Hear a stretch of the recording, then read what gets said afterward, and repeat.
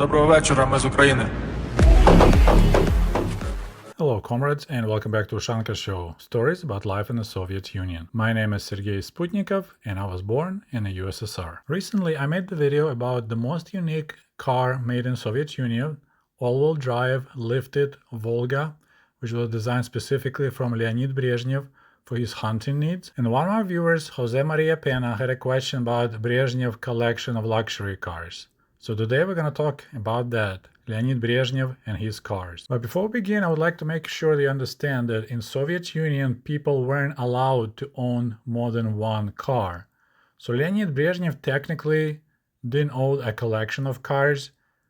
On the paper, they belonged to different part of the government, but everyone knew those were Brezhnev's toys. By the way, if you want to learn more about Leonid Brezhnev, I already made several videos about our General Secretary of the Communist Party, and links will be below in the comment section. And one more remark before we start.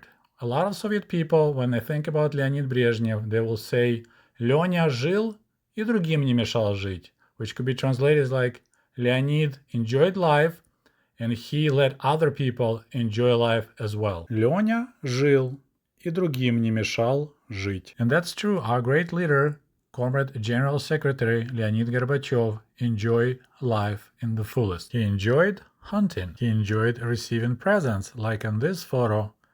Some guy named Chuck Connors presented Leonid Brezhnev with nice Colt. Everybody knows that Comrade Brezhnev truly loved medals, and there were rumors that he had his chest surgically enlarged because he ran out of room for his countless medals and other awards.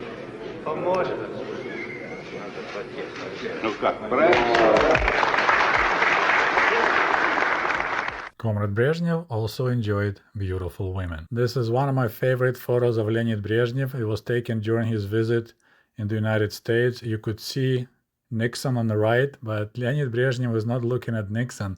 He's checking out Jill St. John. There is another picture from that event. I'm not sure how Jill ended up at this meeting, but you have Nixon, the guy that is staying with his back to us. I believe it's Kissinger. And then, of course, you have Leonid Brezhnev. I'm not a movie buff, and to be honest, before making this video, I had no idea who Jill St. John is, so I had to look it up, and I was like, well, I kind of see why Leonid Brezhnev was looking at that, looking the way like I would tap that. And another big passion of Leonid Brezhnev was fast, powerful, mostly foreign cars. If you follow my channel, you should know by now that the cars in the Soviet Union were extremely expensive, extremely hard to obtain. People waited in line on the waiting list for years in order to purchase a car, and by law, a person wasn't allowed to own more than one car. In such conditions, collecting cars was impossible in the Soviet Union. I mean, good luck to get just one car. And of course, no one could even dream to have a collection of cars. So technically, Leonid Brezhnev was the only car collector in the Soviet Union, and no one knows for sure how many cars he had, from 50 and the upper number is like 400. But of course, officially, he didn't own all those cars.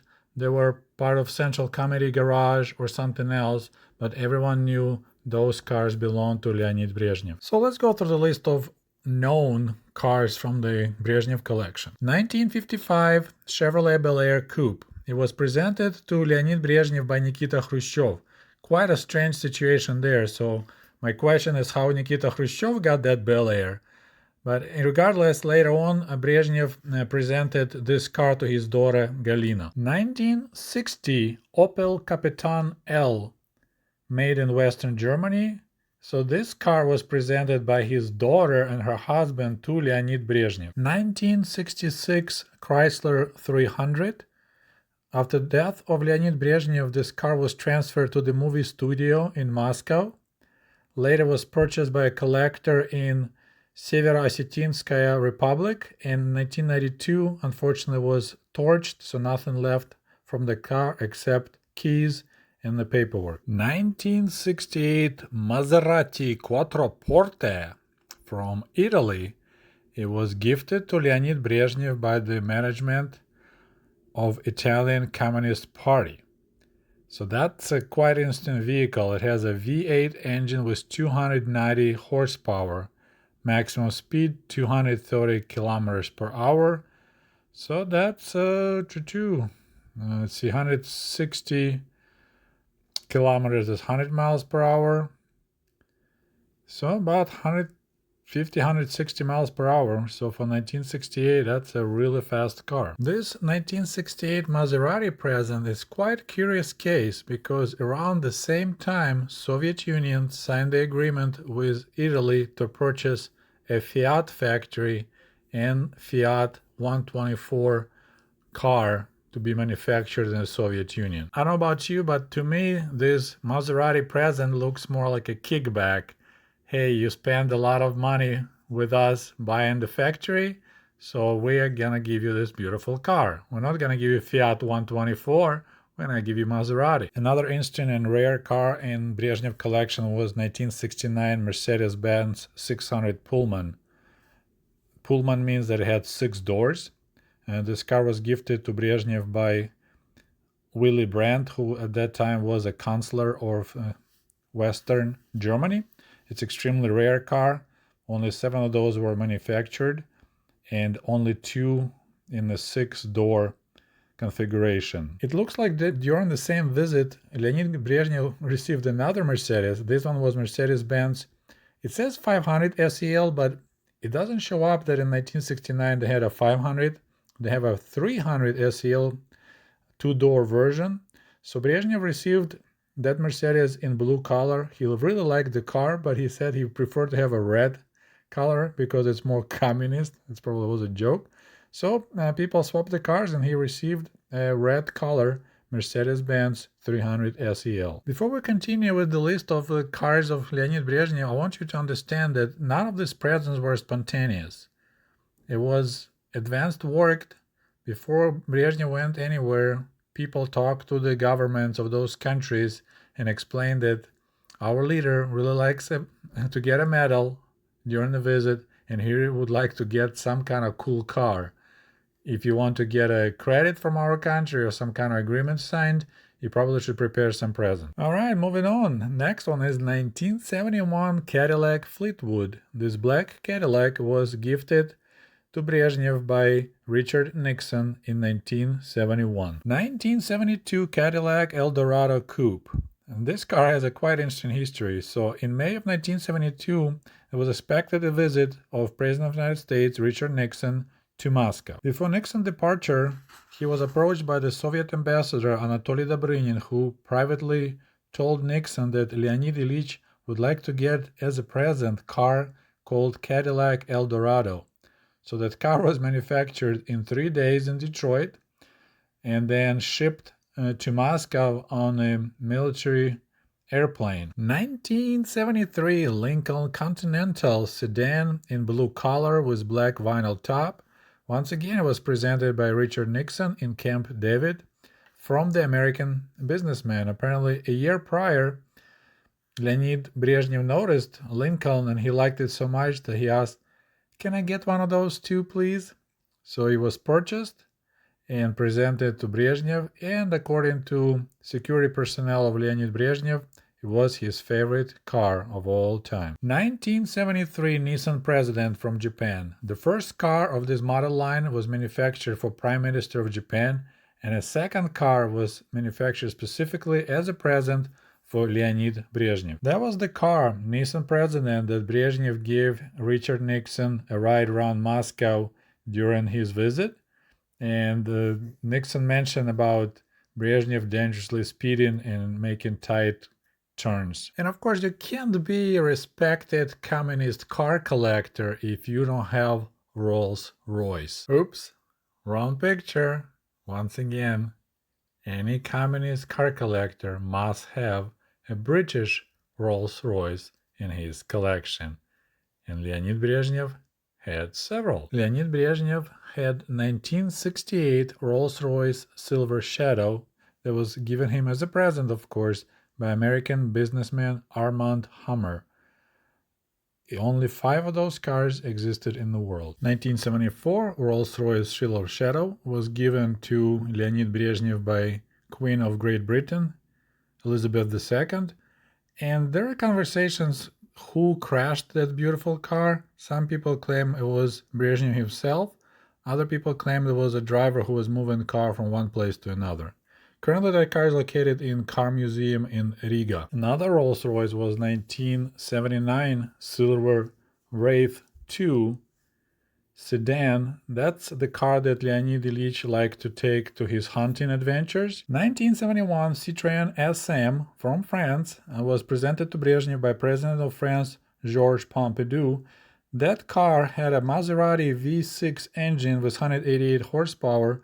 When Brezhnev drove this car, he said, yeah, the Citroën is kind of tight and that Italian engine is way too noisy. So as you see, Comrade Brezhnev had quite an extensive collection of foreign cars, and we're not done yet. How about 1976 Mercedes-Benz W116 280 SEL Sonderklasse? It was presented by best friend of Leonid Brezhnev, Erich Honecker, from German Democratic Republic, or DDR, in August of 1976. Because that car was presented to Brezhnev in Crimea, it had a nickname Crimean Mercedes. Now, DDR didn't manufacture Mercedeses, and Leonid Brezhnev didn't get a Trabant. He got a Mercedes. Наконец-то! Finally, we can talk about domestic cars of Leonid Brezhnev. Here he is pictured with his Gaz-13 Chaika that he, I won't say owned, but he was using from 1965 till 1976. And that's a limo class, of course. In 1976, Brezhnev received Gaz-14 Chaika, brand new car, and the very first car of the conveyor was gifted to Brezhnev, and it has a custom color, dark burgundy.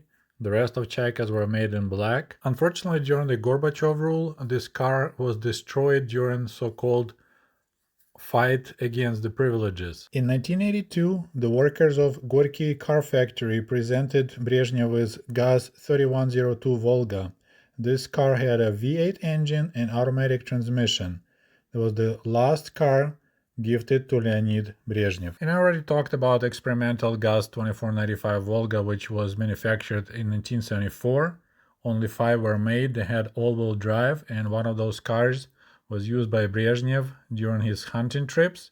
And if you somehow missed my video about that car, I will post the link below in the comment section. Of course, it's not the complete list of cars in Leonid Brezhnev collection. There are mentioning of Jaguars and Porsches, as well as more Soviet ZIL limo cars. But as you see, it was still quite extensive car collection, especially for the Soviet Union, where people were lucky to have just one car. Well, my friends, that's all I have for you today. Please like and subscribe. I hope you enjoyed this video, and we'll talk to you soon. До свидания. Goodbye.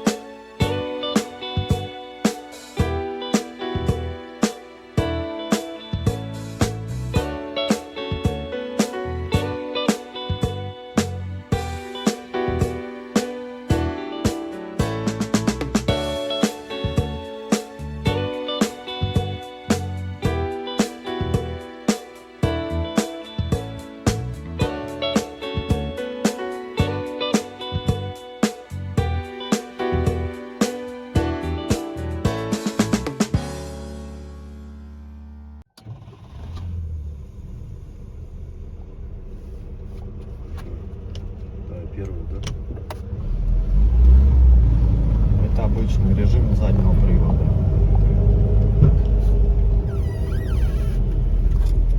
Дальше. Так, полный привод. Без пониженной передачи.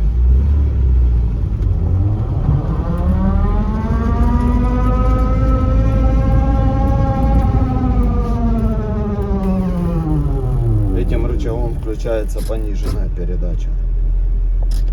Только при полном приводе. Передачи стали короче.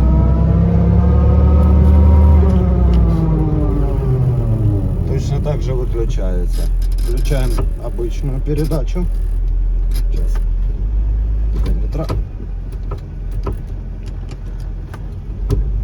Оп, выключили пониженную. Вот обычная. Но на полном приводе. И только когда колеса разгружены, выключаем полный привод. Ну, на какой-нибудь горке или при...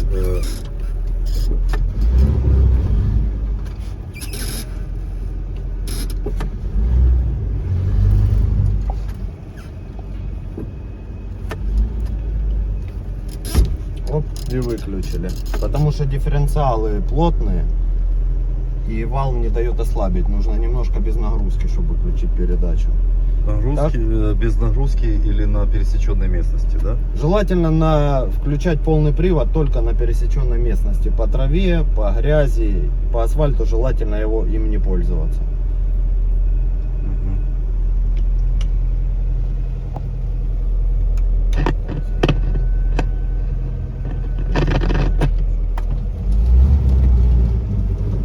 Так автомобиль едет полностью как обычная Волга, без никаких нюансов.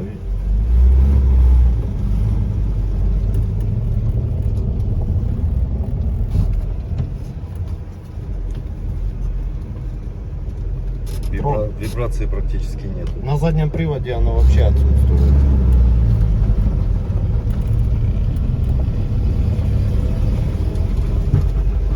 Есть небольшой, скажем так, дискомфорт при управлении этого автомобиля, связанный с конструктивной особенностью рулевого управления. Так, у нас что, антенна?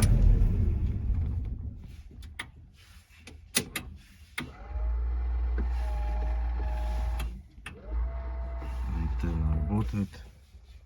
Прикуриватель.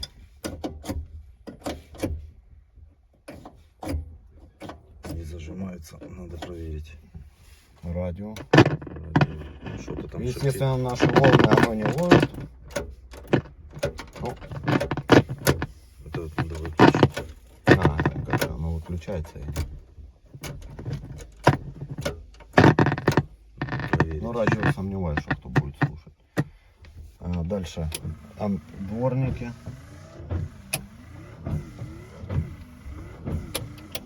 Сигнал. Сигнал только там, потому что здесь тоже конструктивная особенность рулевого Управления, да, там не получается вала, сделать. который невозможно сделать саму проводку в вале. Печка работает. Печка работает. Дальше габаритная орбита и все остальное. Боковые, которые на стойках. Не, наружу, с наружной стороны.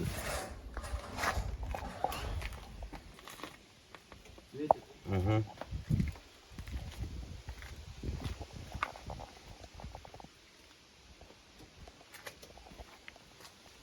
Задняя габаритная орбита. Есть? Да, Стоп-сигнал. есть. Поворот левый. Есть? Нету. Как нет? А что ролет 20 это поворота нет? А ну правый. Было все. Правый. Правый есть. Ага, сейчас лампочку проверим. Проверим сейчас лампочку. Так, дальше. Габарит. Задний ход.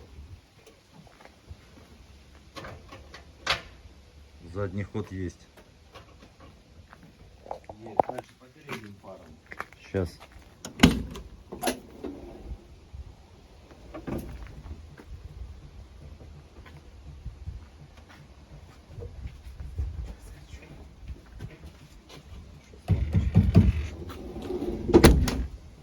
Чуть вот.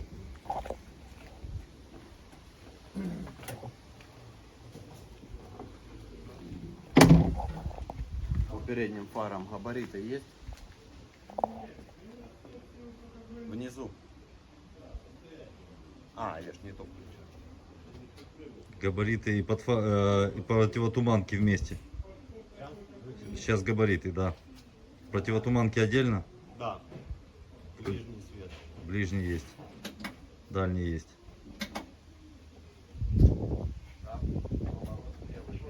Есть. И правый есть.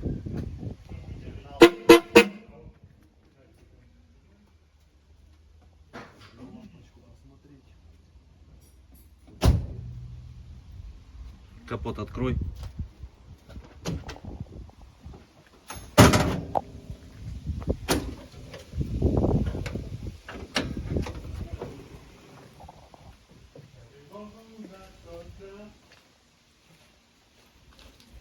Омыватель же мы не показали сейчас. Здесь какое написано, какое залито масло, размеры ремней и все остальное. Блядь, омыватель фар. Ой, стекла. Омыватель. Нажимается кнопкой на моторном щите.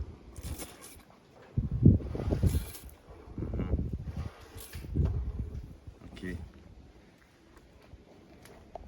Покажи кнопку, где находится. Там только одна омывайка, да? С одной стороны. Две, оно ж воздух пока прогонит, оно ж не всегда держит воду в системе. Кнопка вон. Вот это? Нет, вот прямо омыватель. вот это омыватель. Вот это у нас настойка габаритные огни. Угу. Вот это противотуманные фары. Угу. Концевик ручника тоже светит на приборной панели. Датчик масла тоже. Температура, бензин, ну его там нету практически. Вот амперметр работает, часы работают. Сейчас проверим задний левый И прикуриватель. Да. Sergey wrote a book based on diaries he made when he was first in the United States. And as I understand, this is just volume 1, right? That's correct. He's going to have multiple volumes coming out. Well, I said, well, since Sergey is kind enough to come up and speak with us, I bought the book. I said, I might as well read this. I read this in one sitting. 2 hours, 2.5 hours. I just couldn't put it down. It was so fascinating because your writing is very compelling, for one. And his story is very interesting for two. It's really interesting. You know, we've lived here our whole lives. We don't have that perspective. It's just so interesting to hear someone else's perspective about what we take for granted. So I hope you really tune in and listen to what he has to say. It's a very interesting, very informed perspective. Sergey is not a historian. He's an electrical engineer by trade, but I find that he has a depth of understanding on history, economics, culture. So just a very observant fellow and a great storyteller. So like